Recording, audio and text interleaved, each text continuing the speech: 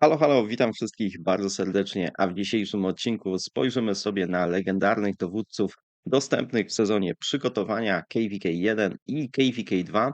No i powiemy sobie o tym, w których i dla kogo warto inwestować w 2024 roku. Witam z tej strony Snow. No i tak jak już powiedziałem, dzisiaj zajrzymy sobie na dowódców.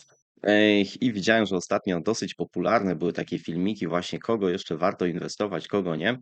Także dzisiaj popatrzymy sobie na to z perspektywy różnych graczy. Tutaj możemy sobie kliknąć dowódców.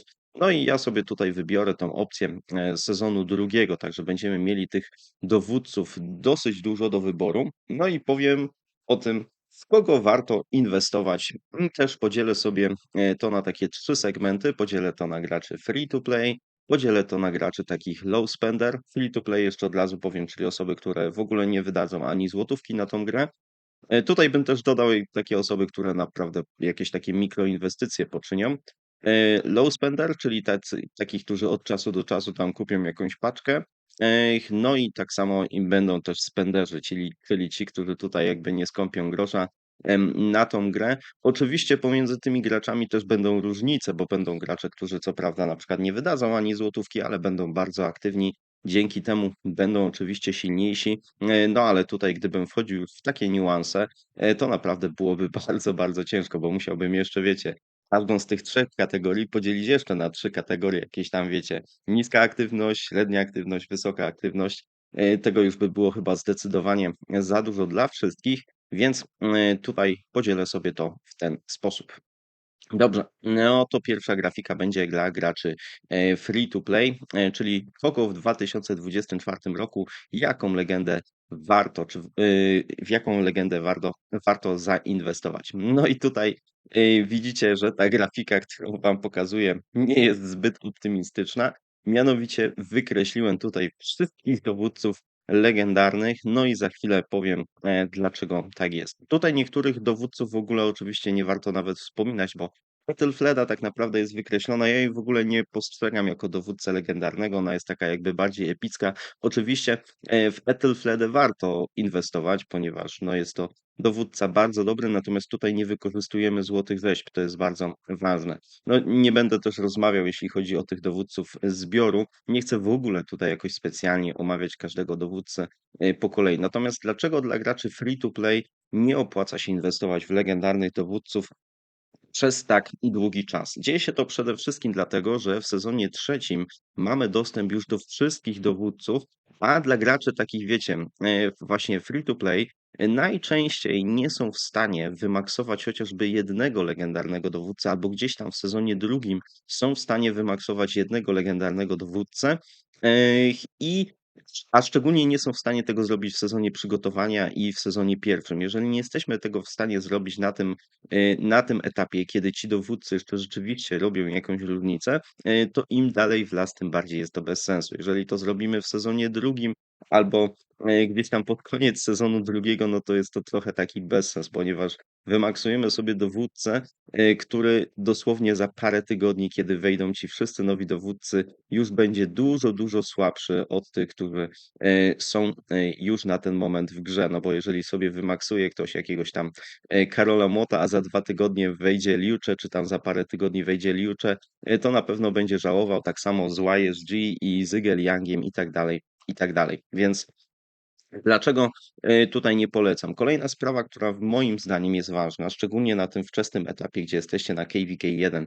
Jeżeli jesteście graczami free to play, to najczęściej jest kwestia tego, że też ta wasza technologia nie jest jakaś taka, wiecie, na najwyższym poziomie i musicie się po prostu przygotować, że ci, którzy wydają, będą zawsze lepsi od was, tak? Chociażby ze względu na technologię, tą, którą, wiecie, mamy tutaj u siebie w mieście, jeżeli chodzi i tam jest naprawdę dużo statystyk. Ja teraz już nawet nie wiem, gdzie jest to moje centrum badawcze, w którym mogę to sprawdzić. O, właśnie tutaj. Jeśli chodzi o te wszystkie technologie, szczególnie na najwyższym poziomie, one naprawdę dają nam dużo statystyk. Już nie mówię o jednostkach Tier 5, którą ci najlepsi gracze mogą mieć, ale tutaj możecie naprawdę bardzo dużo stracić statystyk.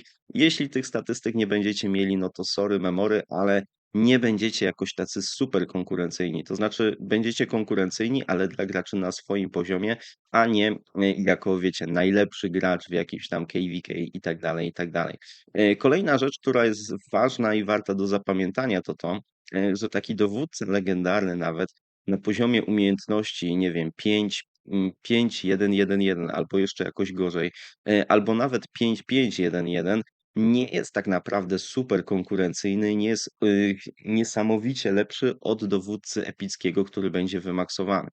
Kolejna rzecz, którą sobie warto pomyśleć wcześniej, to jest to, jak duży jest koszt na przykład tych złotych gwiazdek, które musimy używać na dowódcę legendarnego i tak samo, że koszt doświadczenia będzie o wiele większy, jeśli chodzi o dowódcę epickiego. No i często wychodzi nam na to, że później mamy porównanie pomiędzy dowódcą, którego możemy wymaksować, którego możemy wrzucić na ten 60 poziom, a dowódcą, którego będziemy mieli na poziomie umiejętności właśnie 5, 1, 1, 1 i na przykład na 40 poziomie czy coś w tym stylu, bo nie będziemy mieli złotych gwiazdek i tak dalej, i tak dalej. No a na to wszystko się nakłada to, co wam mówiłem wcześniej, czyli że, w momencie, kiedy wymaksujecie tego dowódcę, to już tak trochę można powiedzieć, że byłoby za późno. No i właśnie z tych wszystkich względów naprawdę nie polecam, dla graczy free to play inwestowania w tych dowódców. Naprawdę, warto się skupić na wielu innych rzeczach, wielu innych bardzo ciekawych aspektach tej gry,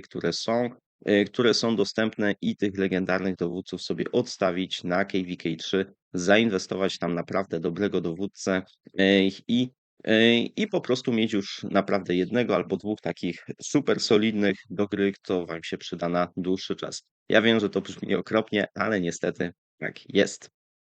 Okej, no to teraz przejdźmy sobie na low spenderów, czyli tych, którzy będą chcieli wydawać trochę. Jacy tutaj są dowódcy, którzy moim zdaniem jeszcze w jakiś tam sposób są ciekawi. Na pewno pierwszy i taki top to jest Minamoto. I teraz Minamoto to jest oczywiście świetny dowódca i możemy w niego zainwestować tak, żeby może nie wszystkie te złote rzeźby mieć. To jest też plus, że nie musimy tutaj złotych rzeźb tak naprawdę wykorzystywać, bo on jest tylko i wyłącznie do zrobienia za pieniądze. I tutaj jest kwestia tego, jak bardzo chcemy zainwestować. Myślę, że niewielu graczy na początku gry od razu sobie myśli, o dobra, od razu tutaj tysiaka sobie wydam na dowódcę w gierce. Szczególnie, no, jeżeli to jest low spender, to myślę, że nie ma takiego myślenia, że ci gracze raczej zaczynają od takich mikroinwestycji, więc wymaksowanie Minamoto może nie będzie, od razu taką opcją, aczkolwiek powiedziałbym, że gdyby, ktoś postanowił, że na przykład w ogóle nie będzie wydawał na nic innego, a wymaksuje sobie Minamoto, to całkiem możliwe, że lepiej by na tym wyszedł, bo to jest bardzo mocny dowódca, legendarny, którego możemy zrobić sobie dosyć szybko właśnie tymi inwestycjami, wykupując te paczki Minamoto. No i tam też dostaniemy jakieś inne plusy. Tak czy inaczej, Minamoto jest świetnym dowódcą, którego możemy używać już od sezonu przygotowania i naprawdę to jest moc. To jest moc, jeśli chodzi o forty, no ale też jeśli chodzi o walkę z innymi przeciwnikami. Możemy go sparować z wieloma innymi dowódcami i jest naprawdę świetny. Więc tutaj jest to taka teoretyczna przynajmniej opcja, w którą moglibyśmy pójść, ale można też Minamoto sobie zrobić na jakimś mniejszym poziomie, czy tam nie wiem 5-5, 1-1 czy coś w tym stylu, czyli na przykład nie wykupując tej ostatniej paczki i już próbując gdzieś tam nim grać.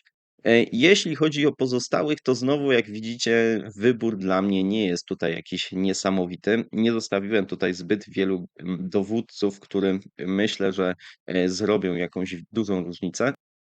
Głównie dlatego, że ciężko naprawdę określić tą różnicę pomiędzy low spenderami i graczami, wiecie, spenderami free to play, bo to nie ma jakichś określonych zasad, ile tego wydawania rzeczywiście jest, więc tutaj też tych dowódców nie będzie, zbyt dużo. Takim pierwszym, który powiedzmy jest w miarę okej, jest Mehmet, tylko tutaj podkreślam Mehmet na poziomie 5, 5, 1, 1, czyli maksujemy 2 pierwsze umiejętności i one są naprawdę całkiem spoko. I właśnie takiego Mehmeta można chociażby użyć z tym Minamoto. Jest to już naprawdę jedna bardzo fajna para, którą można używać. Będziemy mieli obrażenia obszarowe, będziemy mieli w ogóle duże obrażenia na tym marszu. Także wydaje mi się, że to jest takie parowanie całkiem niezłe. Kolejni dowódcy to tutaj też będą pewne takie zastrzeżenia, bo na przykład w KVK 2 pojawia nam się Aleksander, i Aleksander oczywiście znowu będzie świetny. Aleksander też będzie na przykład świetny w połączeniu z Minamoto, Czy tam w połączeniu z Mehmetem też sobie fajnie da radę. I Aleksander to jest taki dowódca, którego później będziemy mogli użyć, bo on bardzo fajnie sobie radzi w połączeniu, nie w porównaniu z Liu Che.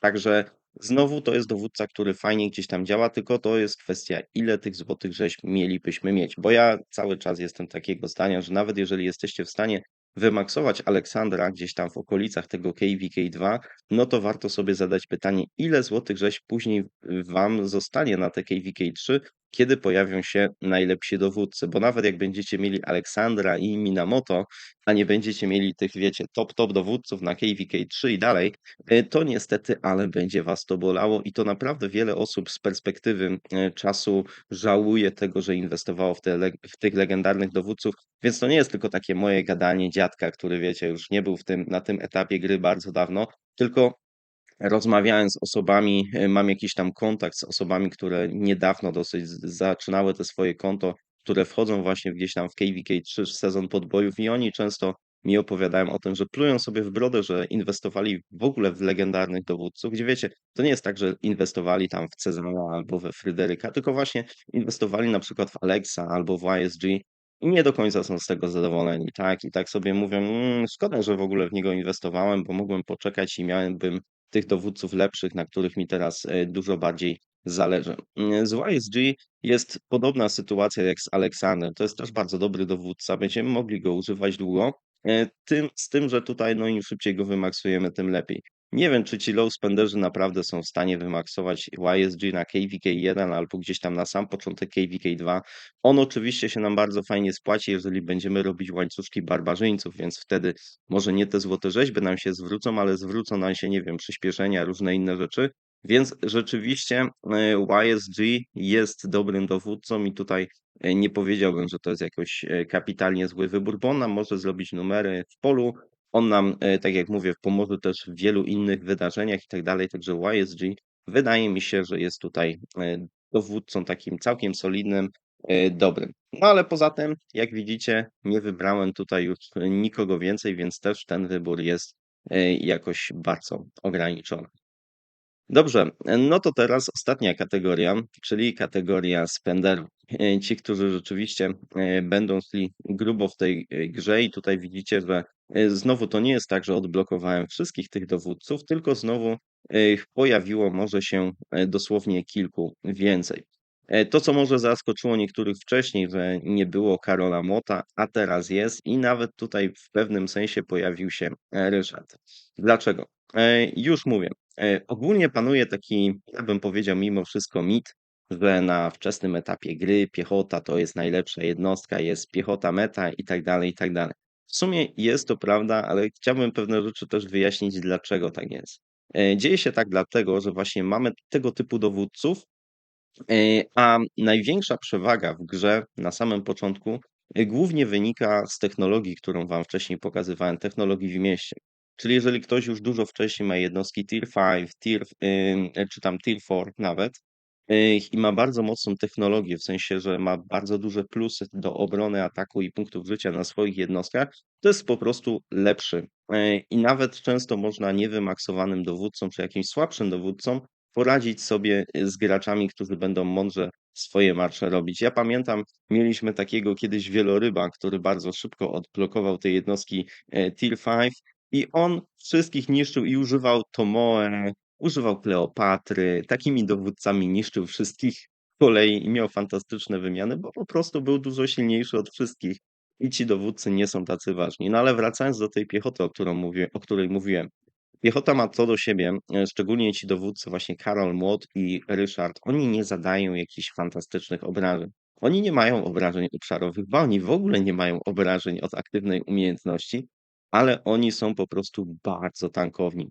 I tutaj jest ich duży plus i duży plus w ogóle piechoty jako jednostki, że ona bardzo długo jest wytrzymała. Czyli jeżeli sobie wyobrazimy taką sytuację, że na przykład 5 czy 10 takich słabszych graczy atakuje mocniejszego gracza, który jest bardzo odporny, to wiecie, on nie musi jakoś bardzo mocno bić, tylko mu zależy na tej odporności, żeby jak najdłużej wytrzymać. No i wtedy robi fantastyczne raporty, bo niekiedy nawet te 10 osób, które go okrąży, wszyscy dostaną oklep, od tych dowódców, którzy będą się bili tą odpornością, będą się bili statystykami, a nie obrażeniami jako takimi. Z tym, że problem polega na tym, że to nie jest w ogóle meta w Rise of Kingdoms, że Rise of Kingdoms już takie nie jest. Nawet dowódcy piechoty, którzy pojawiają się później, nie polegają już tak bardzo na tej odporności. I później pojawiają się dowódcy, którzy już mają obrażenia od aktywnej umiejętności, mają obrażenia obszarowe i to są ci najbardziej popularni dowódcy w Rise of Kingdoms, jeśli chodzi o piechotę, a nie Karol Młot i nie Ryszard, więc ich żywotność jest dosyć niska, ale no jeżeli mamy ich zrobionych na jakimś tam dobrym poziomie w KVK 1, to oczywiście będziemy robić mega raporty. Tutaj też bardzo często właśnie przez to, że się mówi, że ta piechota jest taka super, to tam w tych wczesnych KVK można sobie, jest takie, że sojuszowo dodajemy sobie statystyk i bardzo często dodajemy statystyk więcej pod piechotę i pod kawalerię ze względu właśnie na spenderów, którzy często tym zarządzają i mają tych dowódców właśnie z piechoty.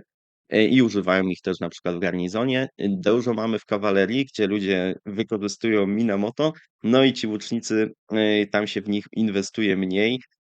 Mimo że tak de facto, gdybyśmy porównali graczy na tym samym poziomie, to wcale ci łucznicy, czy ta kawaleria nie będzie dużo gorsza od piechoty, może nawet będzie lepsza w pewnych sytuacjach, ale no tak jak już powiedziałem, to jest kwestia tego, że jest to pewnego rodzaju meta i ja to absolutnie rozumiem, więc na tym wczesnym, na KVK, szczególnie w sezonie przygotowania i na KVK 1, ten Karol Młot i Ryszard cały czas robią robotę, no bo po prostu możecie tankować graczy i tutaj będziecie naprawdę mieli bardzo mocne argumenty na początku gry. Ja może tego Ryszarda też bym jakoś tak bardzo nie polecał, już lepiej zrobiłbym Karola Młota i do niego później Aleksandra. Wydaje mi się, że to jest przynajmniej takie trochę bardziej przyszłościowe.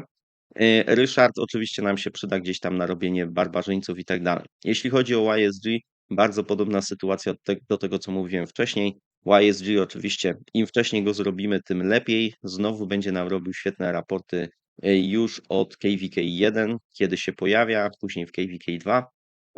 Ale też się przydaje, jeśli chodzi o barbarzyńców i tak dalej, i tak dalej. Mehmet też bardzo podobnie co do low spender, nawet jeżeli wydajecie dużo, to nie opłaca się go maksować, tylko zrobić na poziomie 5, 5, 1, 1 i to już jest całkiem spoko opcja. Także tutaj też myślę, że się pojawia. Z tych, którzy się pojawiają w KVK 2, to też zauważycie, że niezbyt wielu tutaj zaznaczyłem. W zasadzie jest tylko Aleksander. Mimo wszystko nie polecam. A to dlaczego?